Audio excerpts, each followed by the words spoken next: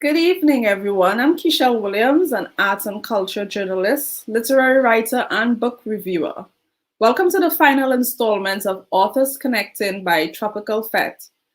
So far, this has been a great way to celebrate Caribbean Heritage Month. We had a chance to talk to authors from the Caribbean or of Caribbean descent about their work, and tonight we have a wonderful guest, a debut author whose book was on so many most anticipated lists this year, I've actually lost count.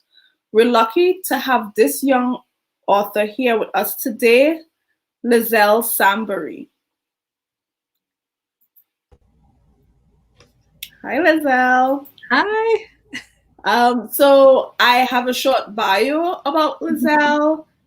Liselle Sambury is a Trinidadian Canadian author who grew up in Toronto and whose brand of writing can be described as messy Black girls in fantasy situations.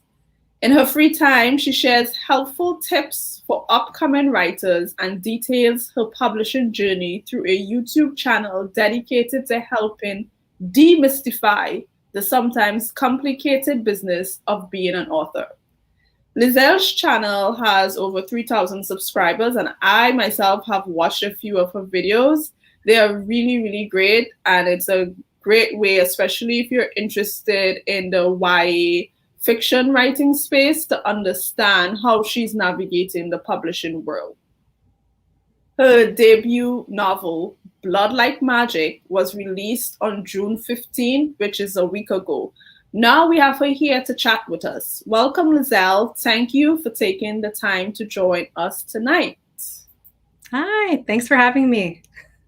No problem. So, how are you feeling now that the book has been released? It's your first book. Yeah, it's really good. It's really exciting. It was kind of an odd week because it was very quick, but also felt very long because it was kind of like, oh, wow, did that all happen this week? Did the book come out this week? And now that it's a week past, it almost feels like it's longer, but it's actually just been a week of the book being out. But yeah, it's really exciting to have a published book out in the world, to like see people on social media buying it and going into bookstores and seeing it. And I'm excited once my where I live is out of lockdown to go to a bookstore myself and go see it. Are you having any virtual book tours? I did 3 events last week. One is still up on my YouTube channel. If anyone wants to watch that, that's live there. And then I also did one on Instagram live. That's also on my Instagram profile if anyone wants to watch that one back, but not like a full like 10-stop tour or anything like that. I kind of tried to keep it fairly minimal so that I wouldn't be super overwhelmed. Great. So let's get down to talking books. Who or what inspired you to start writing? Have you always wanted to be a YA novelist? So I actually started writing because I was being bullied in school. And I always used to tell myself stories in my head, but after that, I would go home and not feel great, and I would write the stories that were in my head down in a notebook. And I found that when I finished kind of writing for like an hour, I felt so much better, and I'd kind of forgotten about anything that had happened at school, and just kind of discovered that I really liked writing. And I was lucky when I went to high school, I was no longer being bullied, which was great. And there was a high school writing club there, and that really helped me kind of discover my desire to write young adult literature. I was really encouraged by my teachers there, which helped a lot. And I kind of just continued developing from there. While I was in university, I was really busy. I took a break and I shifted to doing adult literary short stories. And then I kind of just like decided that wasn't really me. Mostly what I read was young adult fiction, and that's what I had always really loved and gravitated towards. And so once I was out of university and had more time, that's what I went back to. I think I've always really had a passion for young adult as a genre, as an age category. And so that was definitely, I think, where my heart has always been. Even as I like grow as a writer and have interest in dabbling in adult works, I think YA is always going to be my home. Are you the first author in your family? I believe so. Certainly the first being published by like a big 5 publisher. Okay. I'm not sure if anyone in my family has possibly self-published something before. But yeah, definitely as far as I know. So the book is about Black witches in Canada with Caribbean roots. Tell us a bit about how this idea came about. Yeah. So when I wrote the book, I was living where I am now, actually, which is in Northern Ontario, but I was doing it for the first time.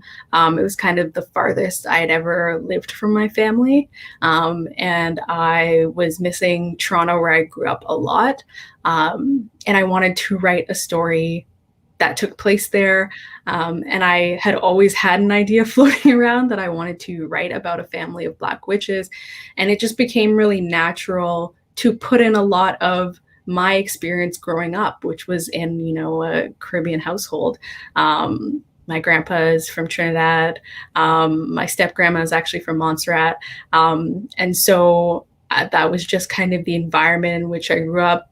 So many of my like happy childhood memories, like, going to the roti shop and Caravana and like all those things that I think brought a really bright color to my childhood and to my life were kind of things that I just naturally enjoyed blending into the story, because their history plays a part in their magic, but it's not like a Caribbean rooted magic per se. It's its own magic system.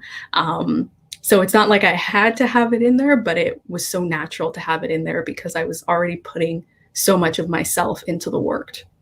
Blood Like Magic is not just a book about witches, it also falls in the science fiction genre set in 2049. Nalo Hopkinson, the Jamaican Canadian author, she helped to pave the way for science fiction that has a lot of Caribbean themes in it. Actually, she just recently became the first woman of color and the youngest person to win the Damon Knight Grandmaster Award for science fiction. But we don't see many modern popular YA novels that have Caribbean themes, at least on an international level. What made you want to delve into that space with your first book? I think it helped that I wasn't thinking too much about like being one of like a small pool of people doing it.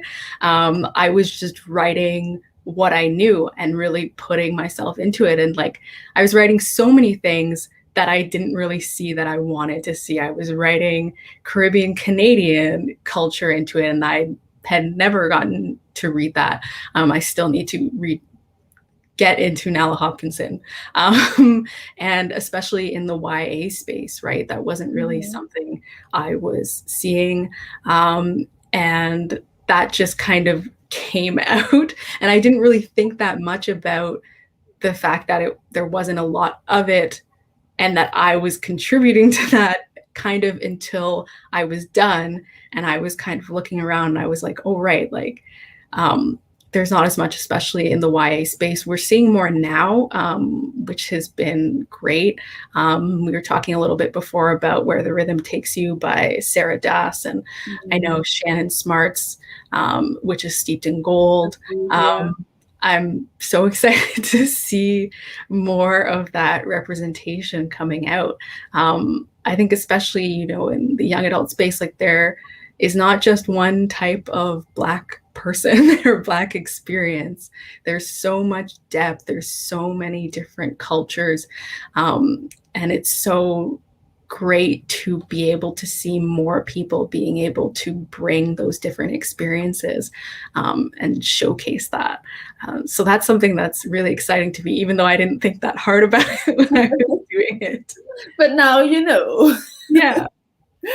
How did your family feel about you writing this novel? it's kind of, I feel like I'm not really going to know until they read it, because the thing with my family is I was like, oh, I'm writing a book, and they always knew that I wrote. Like, I always wrote things. And then it was kind of like, oh, now somebody has bought the book and the book is going to be a real thing. And they were all just so excited about the book happening. Not many of them actually asked what the book was about. They were just really excited about the book. And then when, they asked me about the book, I was like, oh, well, it's a family of Black witches living in a near future Toronto. And I didn't really extrapolate on it wildly to be like, these are all the things that I'm doing. So I think it's actually going to be really interesting when some of them start reading it to kind of see how much of that lived experience is in there. There's even, there's a family joke in there too that I think will be fun. My mom wanted to name me Keisha, and my grandma said that Keishas are bad. And so I was named Liselle instead, but I put that into the book because I thought it was like a fun family story. So yeah, I guess I won't really know what they think of all of that being put into it until they actually start reading it. Yeah. Good. Well, that's exciting. So I think what we want to do now is have the listeners get acquainted with your book a bit. I know you have a short passage that you want to read for us. Mm-hmm. Yeah, I can read that now. Yes, if you want, you can set it up and let us know where we are. Yes. So let me turn first. Oh my gosh, move my keyboard out of the way. So Blood Like Magic, if you didn't know, it's about a 16-year-old Voya Thomas, and she's given this impossible task by her ancestor to either kill her first love or lose her family's magic forever. But before that specific task is given, she's actually sort of given a preliminary task. And so this is her ancestor presenting this initial task to her after having shared a memory with her. So yeah, we'll go ahead and get started. Yes. Okay. And the ancestor's name is Mama Jova, just in case. So Mama Jova leans against the tree, breathing heavily, body shuddering. Her plump arms and legs have turned thin and fragile, and the full cheeks of her face have become shallow jowls. She looks like the same Mama I saw in the dining room and at Caravana year after year. Every witch has a limit, a bandwidth. To cast beyond it takes extreme effort and has a high cost. And something like this, turning blood into a physical weapon, something I didn't even know was possible, seems like it's more expensive than the average cast. But it's a price that Mama was apparently willing to pay. A Black woman drops the stalk of sugarcane in her hand and stumbles to Mama Jova, hands shaking, unsure. Go, Mama whispers, voice hoarse. Leave me. I won't make it. Go now. The woman takes one long look at her, staring into her eyes before she turns and runs. Others in the fields follow after her, dropping their sugarcane stalks and sprinting away as fast as they can. But not all of them go. Some stay, rooted to the ground, unable to move. All the while, Mama is tied to the tree. I can't be sitting there for more than a few minutes, but it's like time is on fast forward. People move around her at a speed I can't comprehend while she stays there, pressed against the tree until, finally, the light leaves her eyes. I spent years fighting against what I thought was the right way to be a witch, Mama Jova says, standing behind me. I swivel around, heart in my throat, and watch her. Still on my knees, legs too weak to stand. Naked and thin, Mama is exactly as she was against the tree. She's still a girl, the same age as me, but the title of Mama makes her look older. Technically, she is. Almost 200 years have passed since she was 16. I can see you struggle with it, pure and impure, right and wrong. She gazes over at her body. I thought it was better to never choose a side, to just float outside it. And it worked for a time. I even love someone. Tears gather at the edges of her eyes. If I told the master that David stole the food, he would have killed him. Or would he? I didn't know. And if I said it was me, would I die? Would the master kill David just to spite me? Would we both live? Should I try to find a way to use magic to save us? What could I do? She pauses and swallows. You know what magic is, don't you? My throat is so dry that I have to wet it with saliva before I can speak. Is this my task, answering this question? Do you? Blood. And intent. Yes, she says, voice low and melodic. It's that simple. I spent so much time avoiding choices at a time when it was most important to be decisive. I was too torn to focus my attention on one thing, and he died for it. My eyes shoot to the boy, David, leaning lifeless against the tree. And I only found it when he was already dead. I'm sorry. I know. Mama Jova's lips quirk like she might smile, but she doesn't. Will you accept the task I give you? This is it, the moment where I pass or fail. 16 years of life spent leading up to this moment. And it's wrong. I'm supposed to pick between two options for my task. She's supposed to tell me both, and I pick one. Those are the rules, but like Case is calling, they aren't being followed. Mama Jova would never call with something simple. I stutter out. What is it? What are my choices? Desperate for some sort of clue.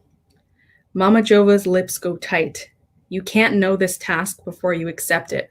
Reject it, and every Thomas after you will lose their chance to become a witch. Ancestors will call on them no more. Accept it and fail, and every single witch who's tied to the Thomas blood at this moment will lose their magic. If I weren't already on my knees, I would drop again. No, it shouldn't be like this. When you fail your calling, you lose your chance at magic. You don't become a witch. No one else in the family should be affected. What she's asking is more than I can give. I shake my head. I can't make a decision like that. How can I? It was one thing when this was my choice for my life, but what she's asking is so much bigger than me. Mama's lip curls. This is my arrangement and your calling. That means I call for you, I set the task, and you answer. Now, what is it? I press my hands against my eyes. What will this task be? If I accept it and then fail, I'll lose magic for everyone. We rely on the adults' gifts to support the family. Magic is the only thing that's allowed them to find work with livable pay. Even our beauty products are supported by Granny's magic, though none of us have ever learned how. We could lose everything. We would lose everything. Where else would we find a place big enough to stay together that we can afford? Sure, we can only just manage this one, but it's still cheaper than any other house we could attempt to buy. None of us has an education to fall back on or the money to try. Starting at the bottom with low or no paying internships isn't an option either. By the time anyone worked back up to something livable, we would be overdue on everything. Dad and Priya will leave with Eden. He'll be gone again and I'll lose my sister. And Alex has nowhere else to go. She can't be with her mod H addicted dad. Auntie and uncle will fight over who gets custody of my cousins. I won't wake up to a house full of my family. Me, Mom, and Granny will be packed together into some apartment, struggling to keep what's left of us together. Mama, please. I hate how pathetic my voice sounds. Let me talk to my family about this. I can't make this decision without them. This isn't like picking out an internship for Case. I can't choose everyone's fate. Mama returns to staring at David. Her hands are fisted at her sides. I called, but you won't answer. You have learned nothing here today. That's why you fail. Wow. That's intense. So that was the scene when the main character was called to do her task. Pretty much the premise of the entire book. Yeah. And while I was listening to it, it was very clear that when she's making the decision, or at least trying to make a decision, family is the first thing that comes to mind. How important was it for you to have such strong family ties in this novel? Very, very important. That's always been the heart of this book. And I know the like sexy pitch is like kill your first love or lose your family's magic forever. And I think that romance and that relationship is important. But I think the biggest part of this book has always been family and her relationship to her family and their relationship with each other and how they all grow and learn together, and how they move forward into the future as well, and like lessons that they all learn together. So to me, that was always the most important bit of the book. And the heart of it was really family and talking about how important that is, but also talking about the nuances and difficulties that you can have within a family, and like the relationship between people who really love you and can want the best for you, but can also kind of be pushing you in ways that you don't want to be pushed. Great.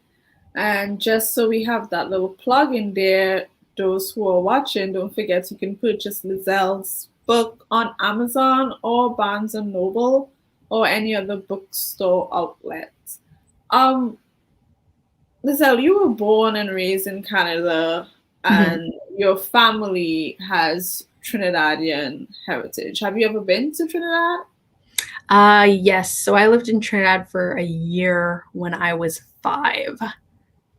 So quite young. So you cannot really remember that experience. I remember quite a few things, but yeah, it was like I went to school and, you know, there were some cultural, some culture shock moments, for sure, and little things like that, but not something that I was like very active in. You know, I was staying with family, um, when I was a literal preschooler, I guess. But I guess for what I gather, food definitely plays a big role in perhaps your life, but Mhm. definitely in the book. How was important was it for you to have these Trinidadian dishes play a large role in the novel? Because you did spend some time explaining some of them. Yeah, it was really important to me because for me, you know, and I think maybe this is true of other, you know, diaspora writers, like that was a big way that I was connecting to my culture without actually being there or like going on vacation, back to Trinidad. Like that was really how I was connecting, you know, eating those foods, learning how to make them as well, and really interacting in that way. And, you know, it was tied to a lot of family occasions. You know, Christmas was big because, you know, that's when we cooked all the food, or really particularly my grandpa cooked a ton of it. And that's, you know, when family would come from all over and stay with us and celebrate with us. That was usually when that and Caravana was usually when I would see relatives who were from Trinidad. And so those ended up being kind of cornerstones of how I, you know, as a Trinidadian Canadian, as a person, the diaspora, connected to my culture and felt like I was a part of it. When, you know, growing up, I lived in a very white suburb and otherwise wasn't having a lot of connection to the community. Right, right. Does your family have any special family recipes? Do you make any of those dishes? I feel like the thing about my family, and I feel like this is common, my grandpa has no recipes. He does whatever, and it's very difficult to get that communicated to other people. And so a lot of what I've done is I've like looked up recipes and then I've combined them with things that I know that he does, or I've like gotten half and half. Like I've gotten some of his recipe and I've tried to remember as much as possible and I've combined it with something I've seen on the internet until I like get a flavor that tastes like his food. In the novel, Caribana Festival is where the witches get a chance to see their ancestors for one night. Can you tell us more about your personal connection to Caribana and why this was a focal point in the novel? Yeah. Like with the food, this was like a big cornerstone of my experience of getting to connect with my culture. Like I said, that's when a lot of our family came down. My grandpa, for pretty much my entire childhood, he played mass every year. So, we'd get to go to the mass camp to like see him try on his costume and hang out, because it always turned into a hangout, while people played steel pen and, hung out and did the whole lime thing. And, then my mom started playing mass. And so then I was going with her and doing the same thing. And then we'd all go to the parade together, and I'd stand with my grandma while we watched them. And it was just like this big, huge part of my childhood, and something that we did every year together, all as a family. And so it was just one of those things that just felt so much like it had built up that experience with my culture, even when I hadn't been for many, many years, though I did go again right before everything shut down. And I was really glad I went that year. Have you ever played mass yourself? No, because I've always been too like self-conscious. And I'm also like not a great dancer. And so that just combined with everything. I think you would figure it out. You're Trini. Yeah. It's gonna happen. Yeah, I think it's also one of those things where if I had had more Caribbean friends, then I would have like grouped up with them and like gotten together. But that wasn't really the case. So then I ended up being very shy about it. Yeah. So another thing, the novel was set about 28 years in the future, during a time when they were chipped and their entire lives could be accessed through a feed. What inspired this particular thing, and how do you think it will be received this year, particularly since there is so much misinformation out there now about COVID vaccinations having chips? I actually didn't even know that was a thing that people were thinking about it having chips.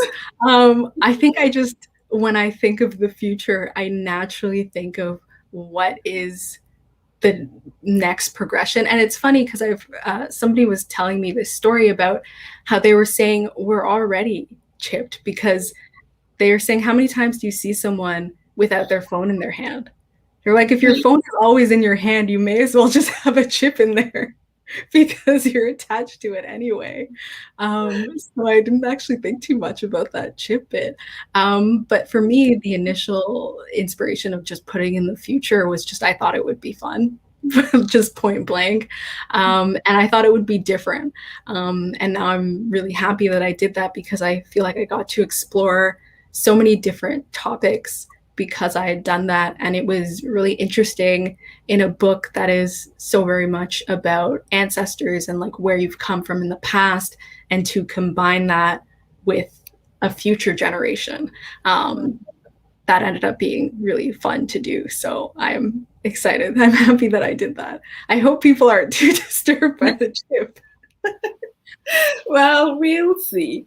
You also made a point to have a diverse cast of characters, particularly when it comes to gender. Why was this so important to include as well? I just feel like for diversity in books, like it should reflect, what you see around you. And I do have a lot of LGBT plus friends.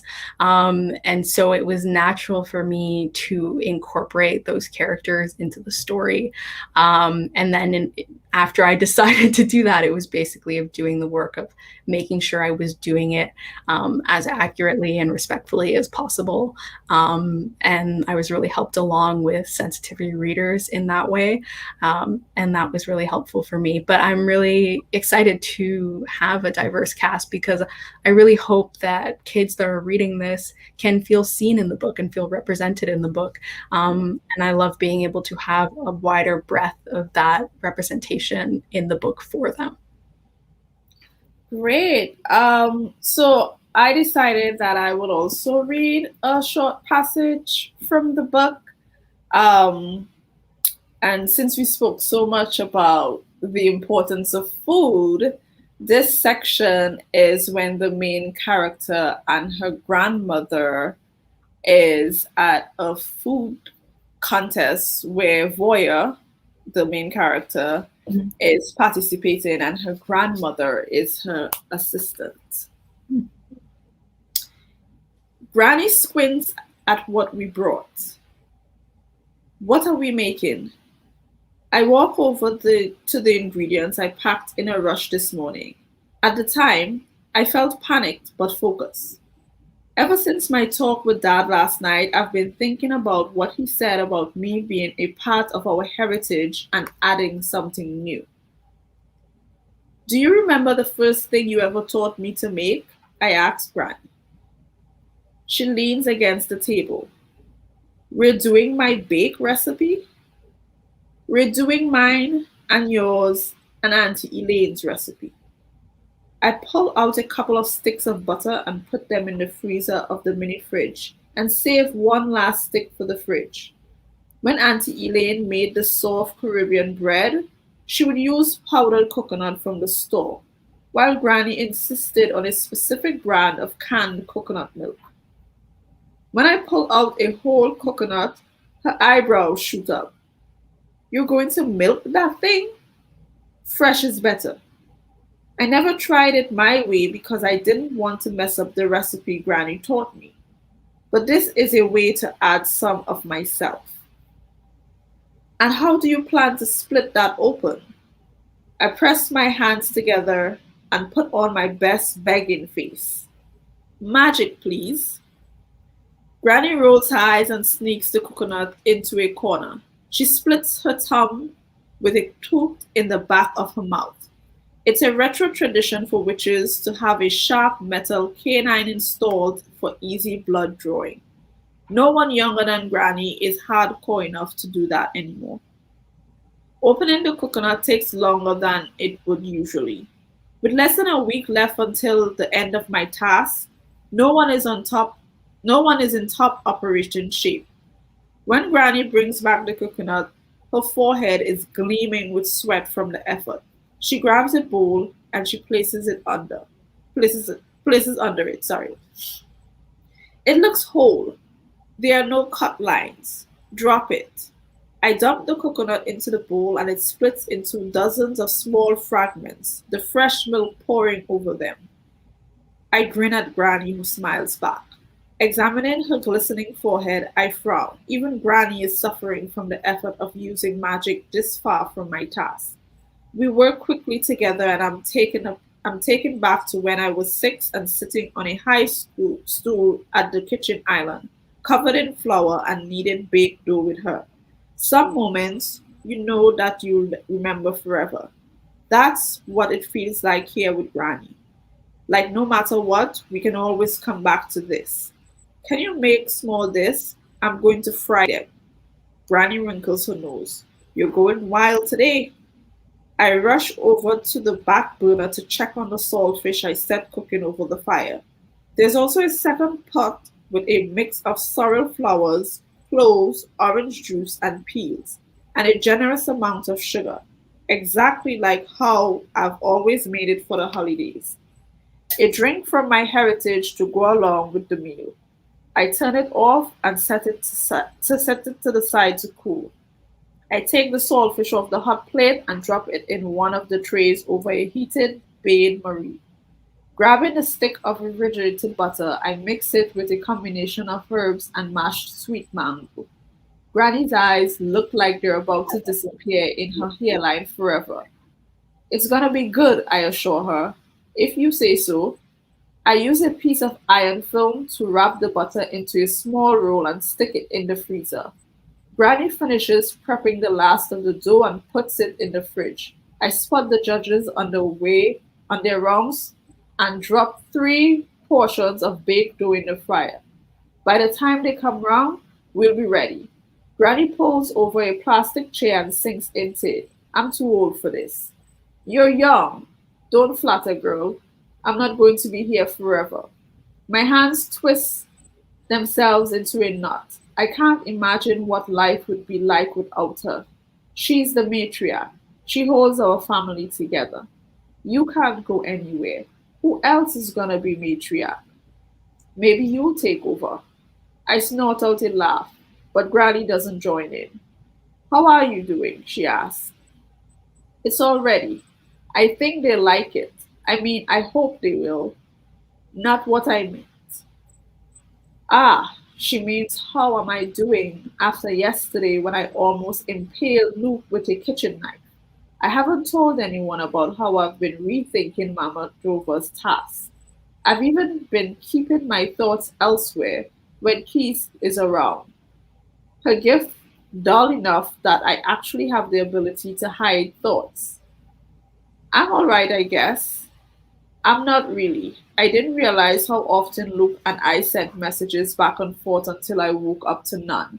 How empty the day would feel looking at my phone without his name popping up. And that's without even getting into the stress of looking at Eden and wondering how I'm going to save her. I can't picture her not here, my bright and happy baby sister. Granny blows out a breath. Tell me this. When you realized your knife had missed its mark, that you hadn't stabbed him, how did you feel? I open my mouth. She cuts me off. Don't you dare lie to me either. I press my lips together and wait a moment before responding. I was relieved.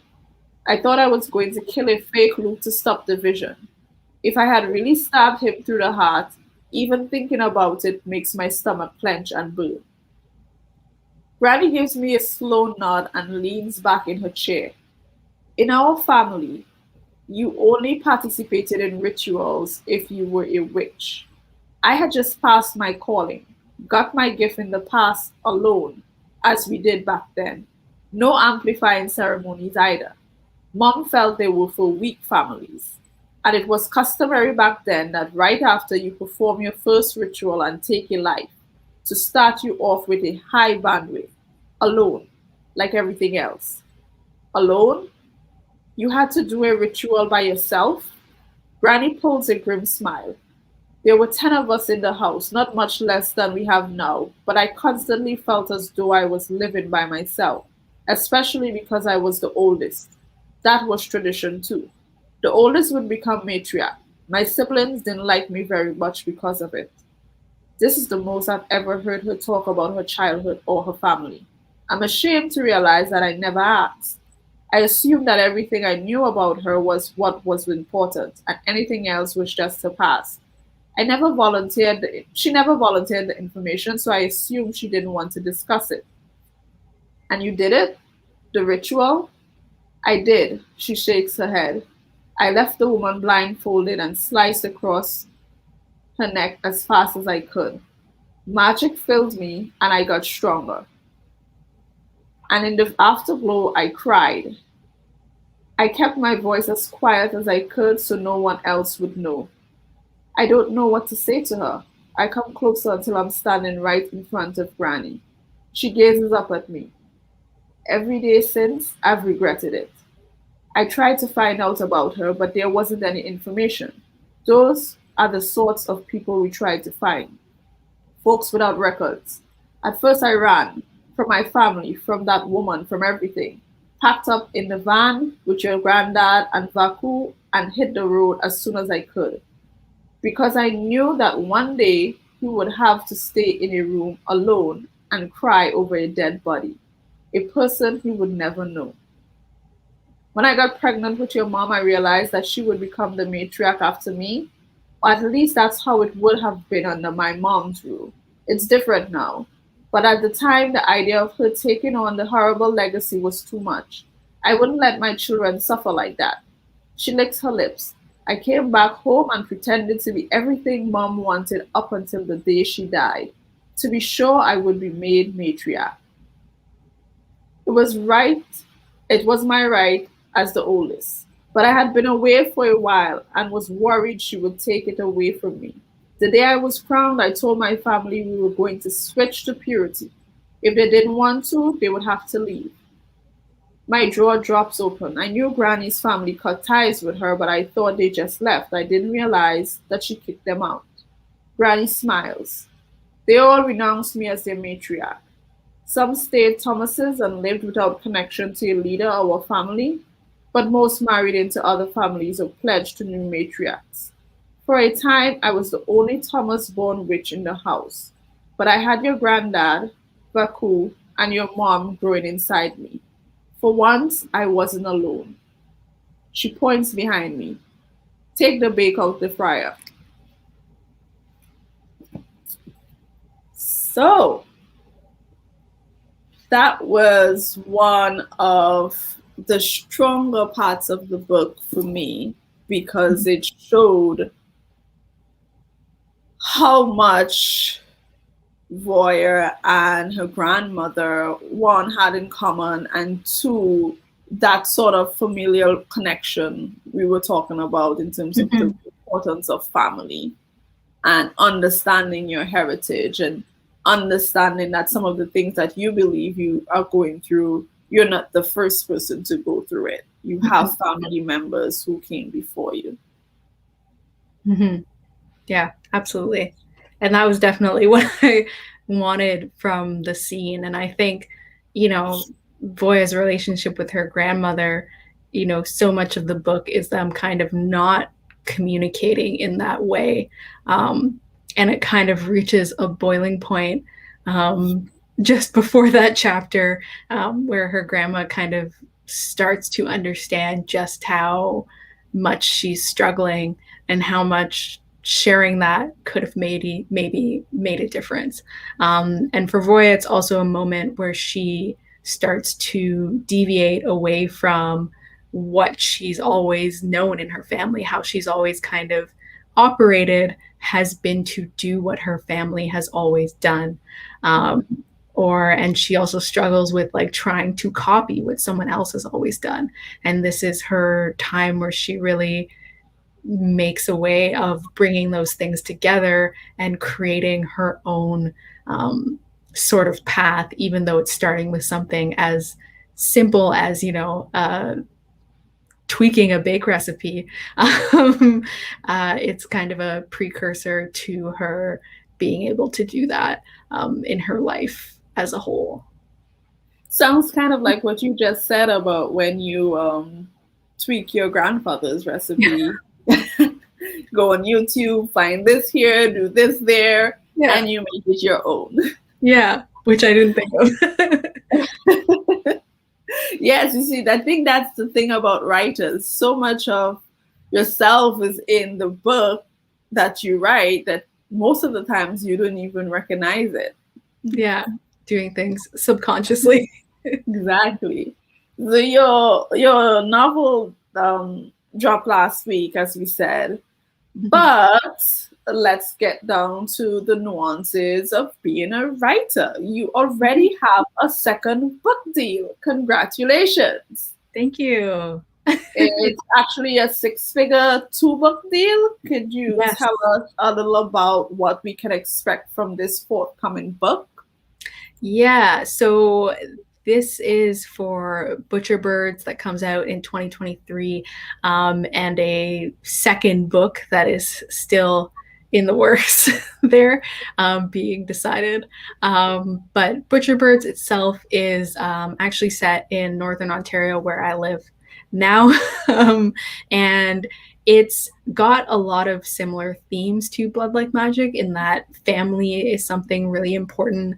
But in this case, instead of like a giant 10-person family, it's very intimate. It's about a mother and her a single mother and her daughter, the daughter being the main character of the book. And versus someone like Voya, who's intensely connected to her culture, this character is not so much. She's actually isolated from a lot of her past in her family in the first place. And so it's a different sort of journey there.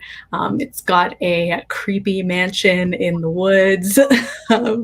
It's still got, those like dark sort of themes and vibes that you would have recognized in Blood Like Magic.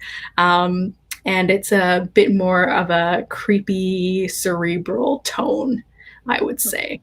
But I'm really excited about it. Good, great.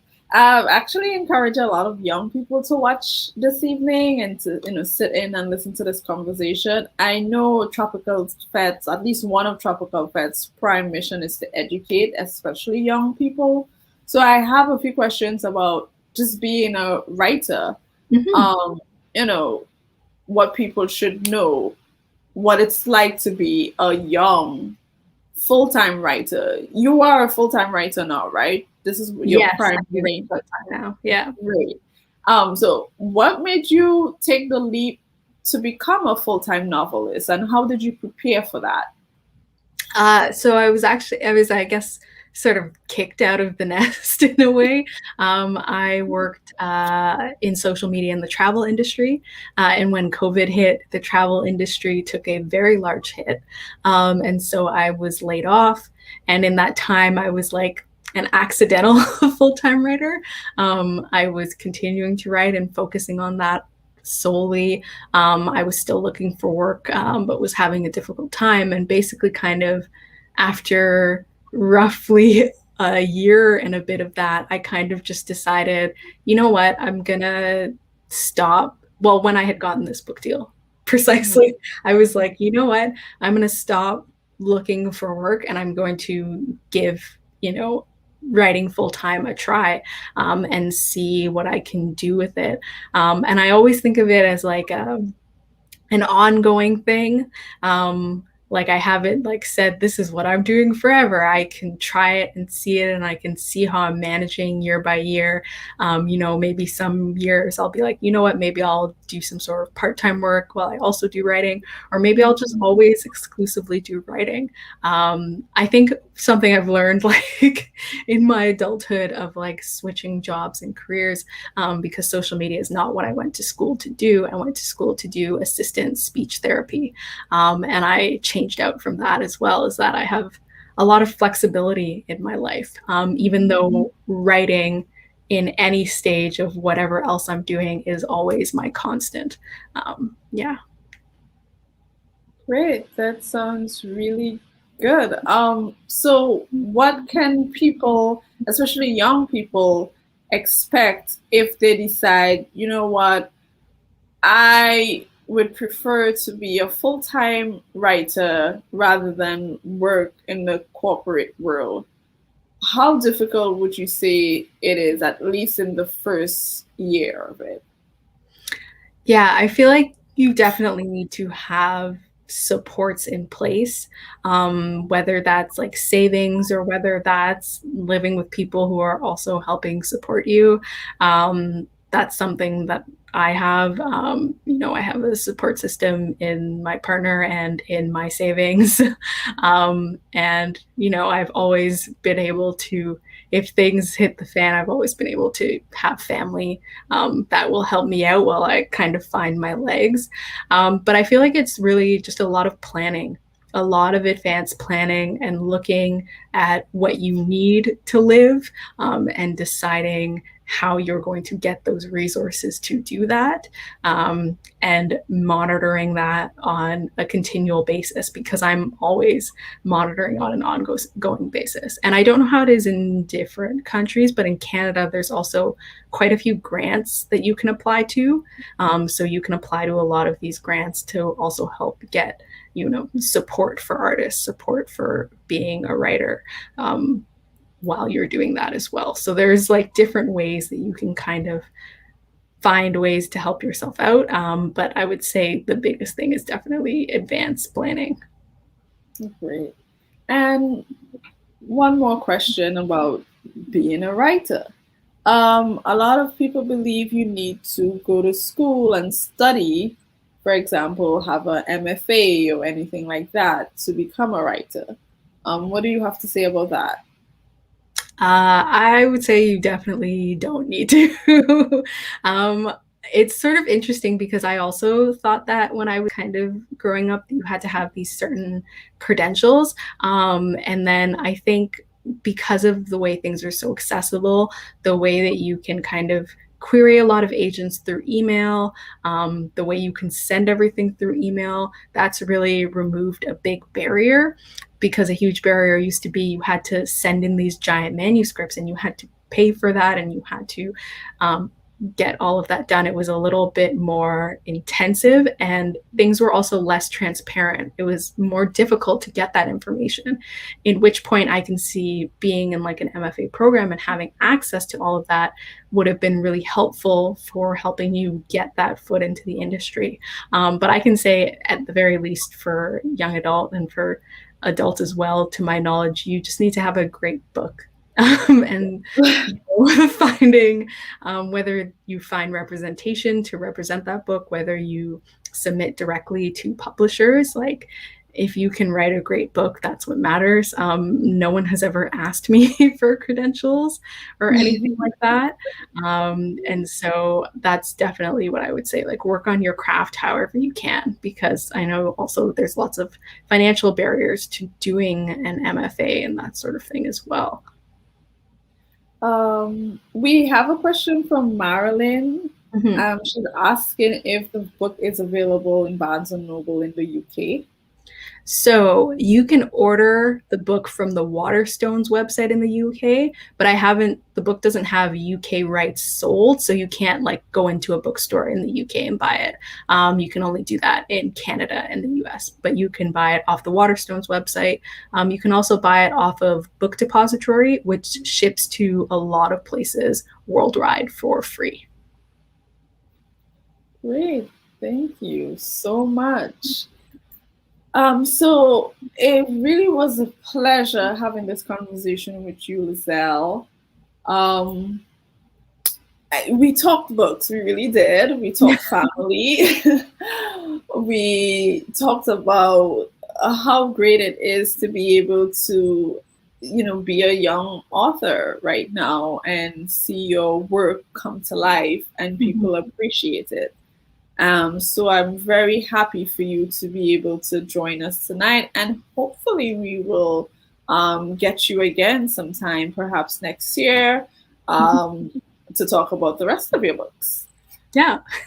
So thank you so much for joining us. Marilyn says, great show. And don't forget, everyone who's listening, that Liselle's book, especially in the US, could be purchased on Barnes & Noble, and anywhere else you can find it on Amazon. Yay.